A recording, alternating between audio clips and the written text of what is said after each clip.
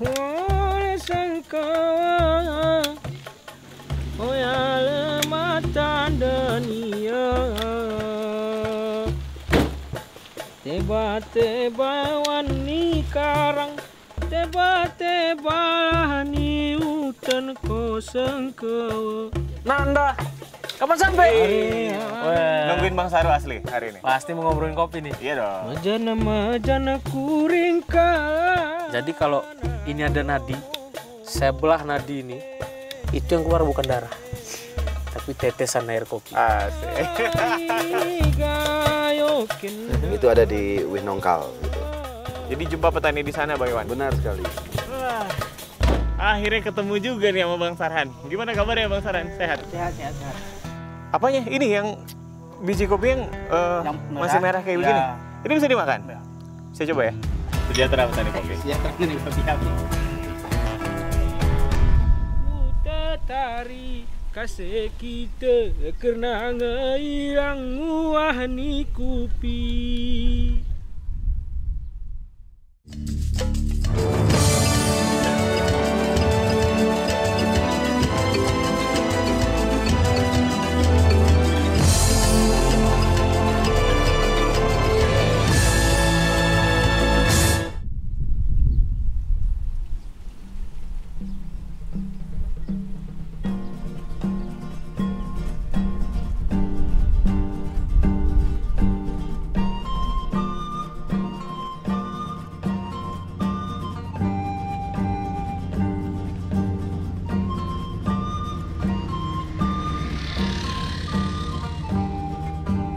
Dalam setiap perjalanan, saya ingin terus membuktikan betapa menakjubkan masyarakat Indonesia dengan budayanya yang kaya dan alamnya yang indah.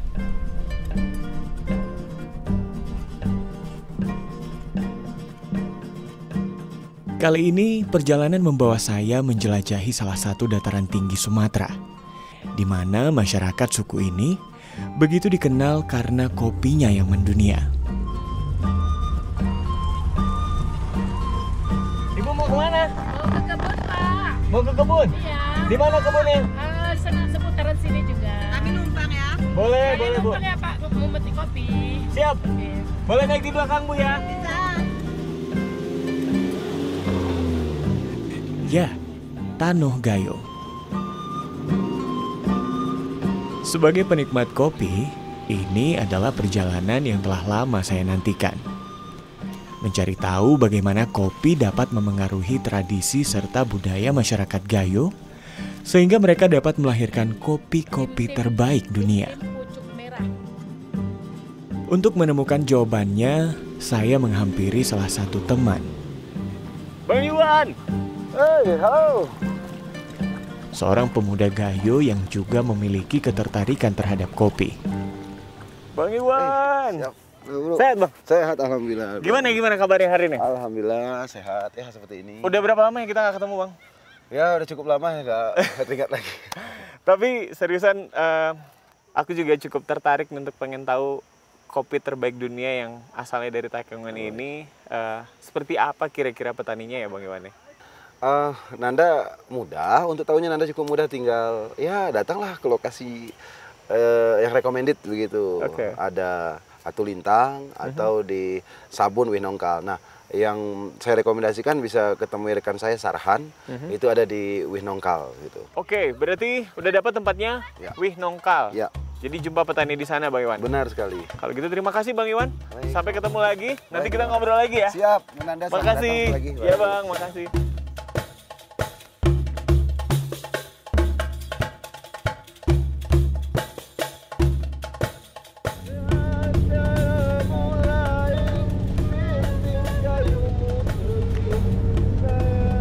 Iwan menyarankan saya untuk berkeliling, melihat secara langsung bagaimana masyarakat Gayo yang ada di Kabupaten Aceh Tengah hidup dari kopi-kopi mereka.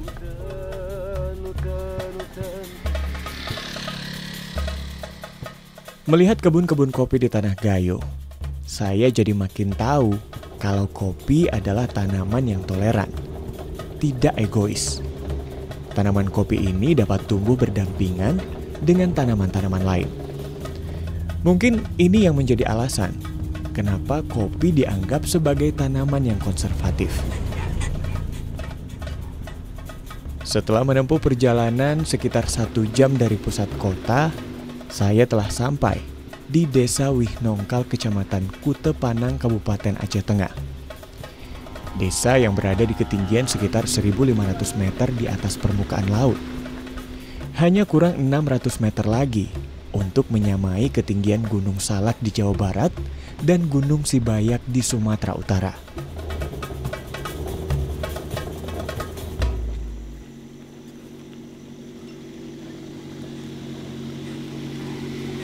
Bang Sarhan ya, Bang? Oh, iya.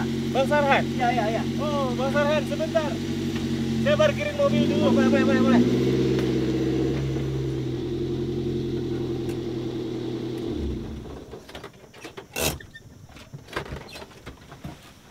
Wah, akhirnya ketemu juga nih sama Bang Sarhan. Gimana kabar ya Bang Sarhan? Sehat? Sehat. Jadi dari tadi aku baru nyampe Takengon, Iya. langsung dapat informasi dari Bang Iwan. Ya. Dan aku pengen tahu tentang kayak apa sih kehidupan petani kopi saat ini di Takengon. Karena kita tahu Takengon ini punya kopi terbaik di dunia. Nah, Bang Iwan bilang jawabannya ada di Bang Sarhan. Boleh kita ngobrol, Bang? Boleh. Mau sambil di kebun kopi kali ya? Yuk. Apa lagi ngapain hari ini?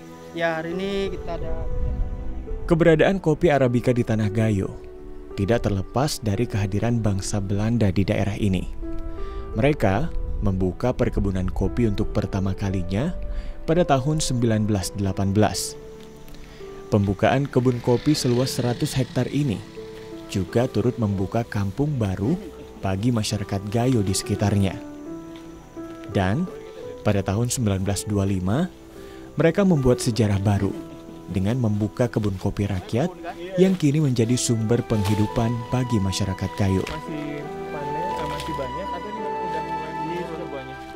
Lalu saya ingin tahu, dengan kopi yang begitu dikenal dan banyak diminati di dunia saat ini, bagaimana sih kondisi para petaninya? cuacanya. Hujan terlalu intensitasnya terlalu tinggi sehingga dia misalnya seperti ini nih, contoh nih. Ini harusnya jadi buah Iya. karena udah mekar nih, bunganya ada kering kan. Jadi Tapi layu. tidak hanya beberapa buah saja yang Jadi. itu.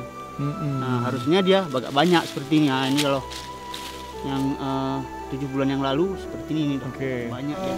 Kalau lahan yang saya punya pribadi atas masih jauh. Oh, ini orang tua. Ini orang tua. Oh, oke. Nah, jadi kita memang Jadi kalau kebun kita ini lokasinya ada di ketinggian berapa Bang Sarhan? ini kurang lebih sekitar 1.300 mdpl. 1.300 ya? 1.300 Wow, mdpl. cukup tinggi, Ya. tapi memang dari tadi saya perjalanannya nanjak terus. Hmm. Oke, kalau untuk kopi yang sudah bisa kita panen, yang pasti ini warnanya yang merah. Ya, yang udah matang ya. Udah Saya boleh bantu ya? Boleh. Oke. Aku sedikit penasaran ya dengan nama besar kopi Gayo dan juga kalau di tempat asal saya begitu. Ini kopi Gayo itu hampir ada di semua warung kopi dan mungkin kita tahu juga ya di berbagai belahan dunia juga kopi yang tersedia itu kopi Gayo. Nah, jadi aku pengen tahu kira-kira seperti apa sih kehidupan masyarakat petani di Tanah Gayo ini, Bang. Kalau Abang sendiri gimana? Ya, memang kopi sudah menjadi sumber penghidupan ya bagi masyarakat di Gayo sejak lama, maksudnya sebelum Indonesia merdeka konon ceritanya gitu ya. Karena kopi Arabica ini memang dibawa oleh Belanda gitu. Ya. Oke. Ini kalau ini daunnya cukup rimbun. Kalau Ya, yang ini ini kurang istilahnya generatifnya, jadi yang tumbuh tuh vegetatifnya. Jadi tunas-tunas ini makanya kalau sudah kontrol kan. ya, jadi harus disesuaikan, diseimbangkan ya, Bang. Ya. Baik. Jadi kebun kopi di sini tuh menurut nenek dibuka sekitar tahun 65. Ini di desa kita atau secara keseluruhan di Takengon? Secara desa ini, Oke. terutama kampung ini ya, kampung Baik. Nongkal ini. Ya. Nah, lalu apa yang menjadi titik balik, Bang? Abang dan keluarga dan juga mungkin masyarakat petani yang ada di sekitar. Ya, awalnya terus saya menilai ini harus ada perlawanan ya dari kita terhadap keadaan kita. Kita harus melawan dengan keadaan. Jadi ya kita coba berkreasi sedikit. Nah, kita Misalnya? ikut pelatihan bagaimana memproduksi kopi specialty. Nah, kita ikut-ikut grup, kita baca-baca literatur, kita ikut pelatihan. Itu tidak hanya dilakukan oleh Bang Sarhan, tapi juga beberapa... Ya, ada banyak. Waktu itu ingat saya masih ada dulu, ada satu NGO yang fokus mendampingi petani kopi yang mau berubah gitu. Baik. Sekarang ya alhamdulillah, maksudnya kalau kita produksi kopi itu ya udah nggak pusing lagi cara masarinnya. Jadi, Tunggu. Berarti sekarang Bang Sarhan dan juga mungkin petani-petani ya lain banyak, ya. ini sudah tidak hanya menjual gelondongan seperti ini saja, Iya. tapi juga sudah diproses. Kalau kawan-kawan dan saya, kita mengikut tren sebenarnya ya. Ada juga cafe shop maunya kopinya diolah seperti misalnya proses misalnya full wash. Oke. Itu sudah bisa dilakukan oleh petani di sini. Sudah banyak petani yang bisa melakukan itu. Wow. Dan katanya kalau di masyarakat sini yang merah ini juga jadi permen buat mereka atau jadi Iya. cemilan ya? Ya, ini rasanya Bisa ya? manis dia. Saya coba ya. Oh, beneran manis ya? Ya.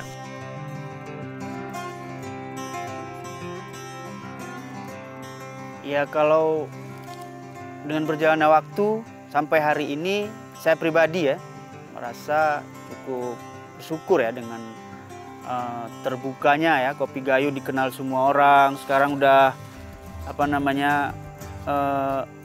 hidup menggantungkan diri dengan komoditi kopi ini nggak ragu lagi ya, karena memang sudah bisa dipasarkan secara mandiri oleh kita gitu. Setidaknya kalau bahasa kita ya berdaulatlah terhadap hasil panen kita. Jadi orang nggak bisa lagi beri harga seenak dia gitu. Jadi ada kesepakatan gitu. Kita juga nggak mau jual harga setinggi semahal-mahalnya, enggak. Ya, artinya pembeli senang, kita gembira ya gitu. Sama-sama happy lah gitu.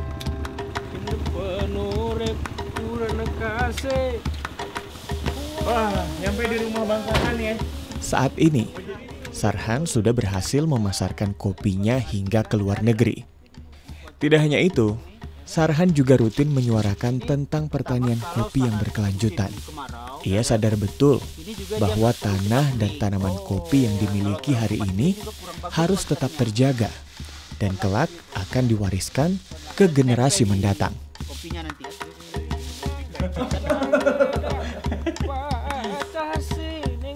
Saya bantuin dong.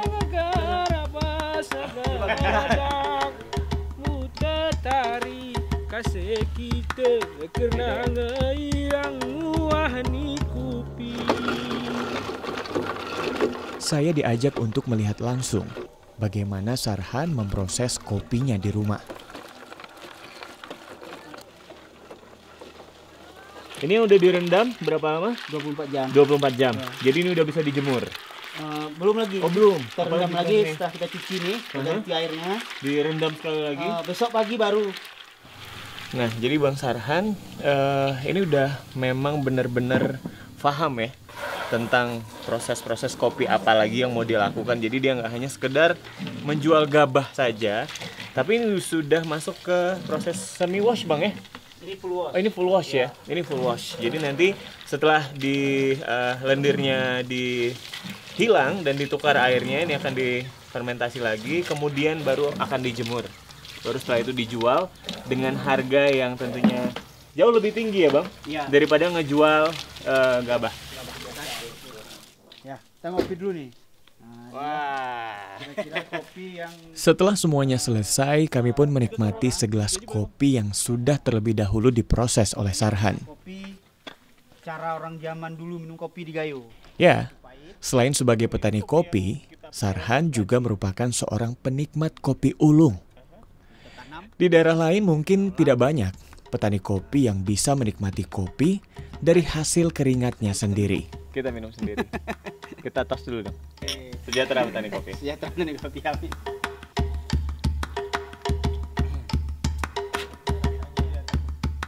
Sarhan adalah potret seorang petani yang sukses, menginspirasi para petani muda lainnya di tanah Gayo. Darinya, saya juga belajar banyak hal. Bahwa sekali lagi, sebuah proses tidak akan pernah berkhianat.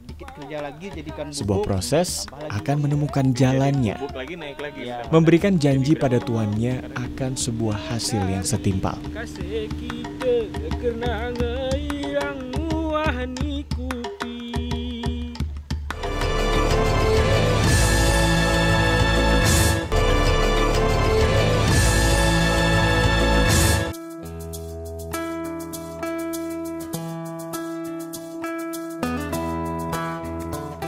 Saya berkunjung ke salah satu koperasi yang di dalamnya berisikan anak-anak muda asli Gayo.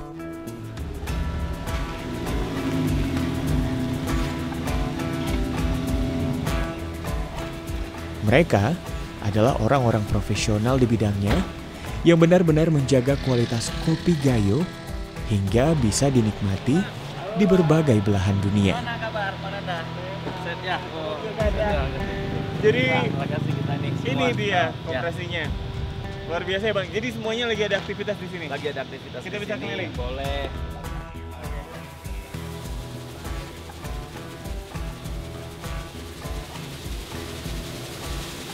Rata-rata anak muda katanya pekerjanya. Iya, sekarang saat ini semua anak muda.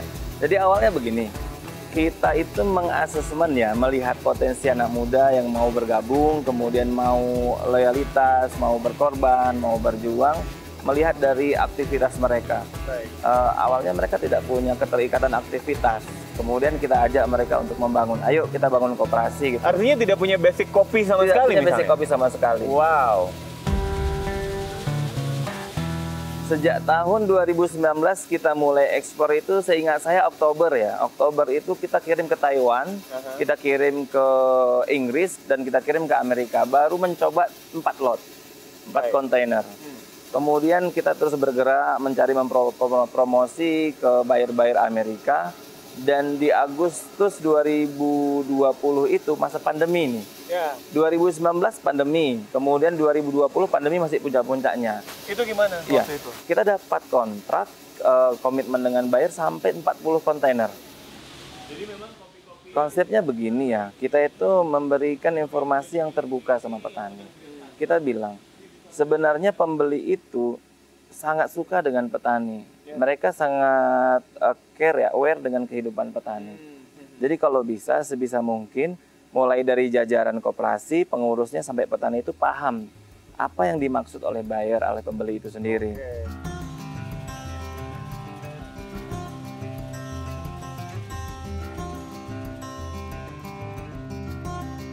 Ini awal dan final kalau saya bilang. Oke, awal dan final. Iya, ketika Gimana masuk tuh? kopi dari kolektor ataupun dari petani, kita cek dulu di sini. Oh, Kelayakan untuk diproses selanjutnya itu awalnya dari sini. baik. Kemudian finalnya, endingnya juga di sini.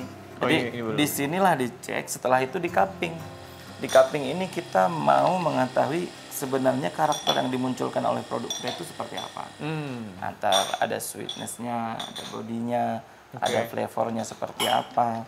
Jadi ini adalah proses final yang memang menjadi penentu.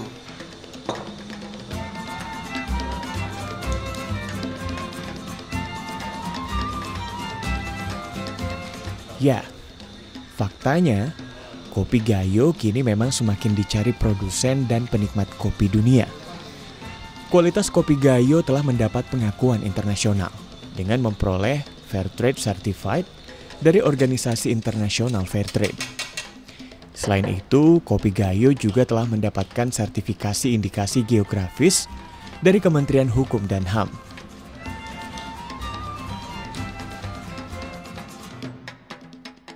Ragam varietas yang ditanam dalam satu lahan, ketinggian, jenis tanah, serta iklim Gayo yang berada di kawasan ekosistem Leuser menjadi alasan kenapa kopi Gayo begitu dicari.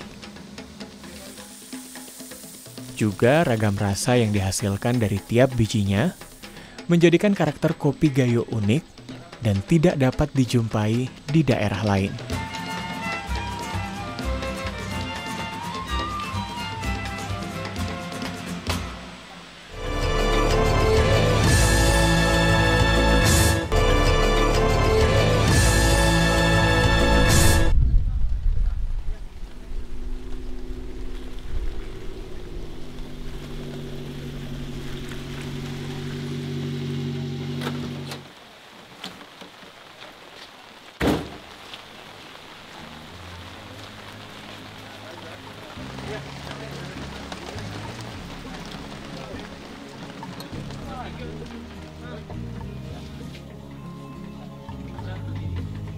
Nanda, kapan sampai? Wah, Nungguin Bang Saru asli hari ini. pasti mau ngobrolin kopi nih. Iya dong. Ini dia, satu lagi anak muda Gayo yang punya semangat luar biasa. Mulai dari hulu sampai ke hilir tentang kopi, dia kuasai. Keren nggak?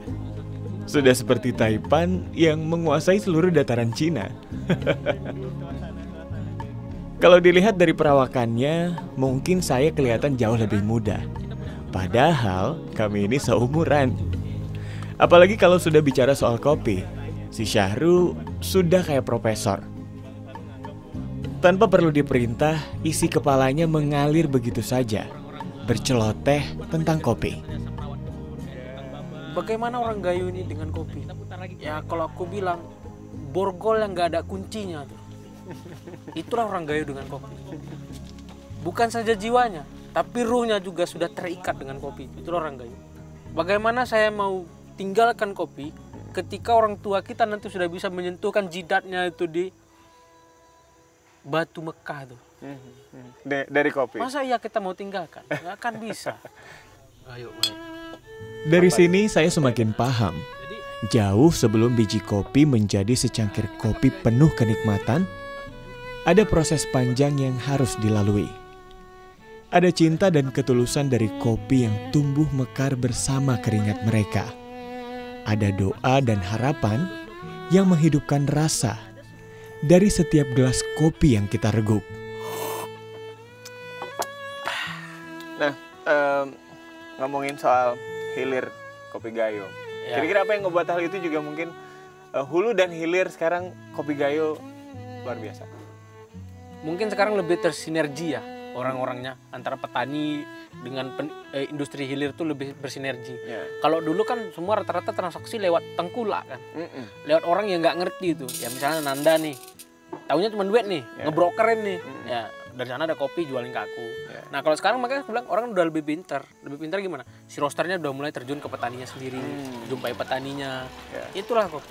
Sudah menjadi penopang utama tuh, sudah jadi pondasi utama itu kopi itu untuk orang Gayo.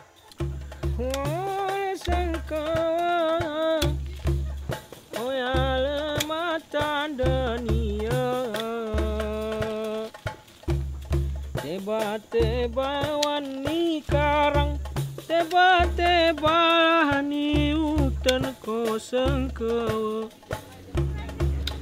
Are-are ko pusuan, are-are ku perosan. Akhir dari perjalanan tentang kopi ini sepertinya akan menjadi awal dari cerita-cerita menarik lain di Tanah Gayo. Nantikan perjalanan selanjutnya. Ke sini. Oh, saya juga dikasih ini nih sama ibu.